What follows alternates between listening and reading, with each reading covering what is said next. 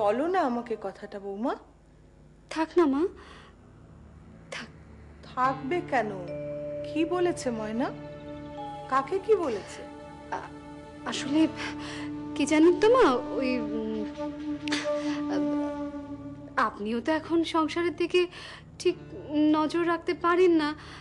দিদিকে সমস্ত দায়িত্ব দিয়েছেন, দিদিরও তো এখন যা মনের অবস্থা, তো ওইটুকু মেয়ে হাতে দায়িত্ব পড়ে গেছে, তো তাই জন্যই বোধহয় কখন কাকে কি বলতে হয় না হয় ঠিক বুঝতে না পেরে, আমি চাইলেই ওকে শাসন করতে পারি, বারণ করতে পারি, কিন্তু কি মনে করবে ভেবে বলতে পারি না আর কি।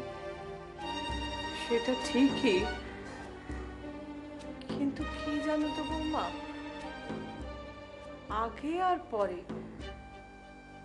নারায়ণের কানে কথাটা উঠতই, আর উঠলে নারায়ণ অশান্তি করতই। দেবকে ঘিরে নারায়ণের চোখে যে অনেক স্বপ্ন বৌমা। মা,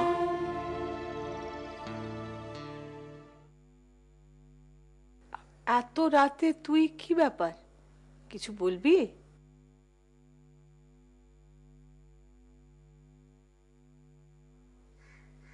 বলছিলাম বাবা তো আমাদের ত্যাগ করেছেন, কিন্তু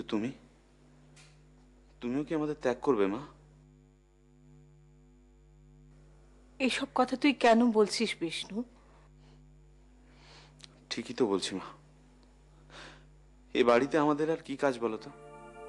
তাহলে শুধু শুধু আমাদেরকে কেন এই বাড়িতে আটকে রাখছো? আর আমরাই বা কেন শুধু শুধু তোমাদের কষ্ট দেবো বলো তো? এসব কি বলছিস বিষ্ণু? তোরা সবাই মিলে বাড়ি ফাঁকা করে চলে যাবি, আমি কোথায় থাকবো? ভুল না হয় একটা করিয়েছিস, তা বলে কি বাড়ি ছেড়ে চলে যেতে হয়? কিন্তু মা, কোনো কাজকর্ম না করে তো। কাজ করতে চাস সে তো ভালো কথা, বেশ, আমি নারায়ণের সঙ্গে এ ব্যাপারে কথা বলবো। এখন আয় তোরা।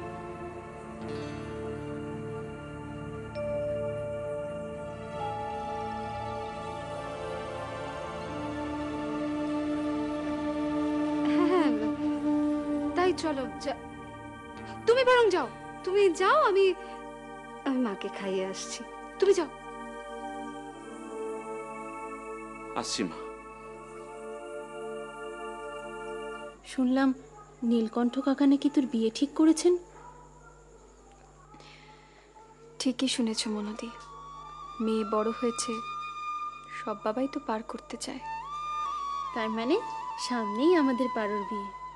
ইস, তোকে ছেড়ে থাকতে পারবো না রে, যখন তখন আর তোর কাছে আসতে পারবো না। কি আর করবো বলো,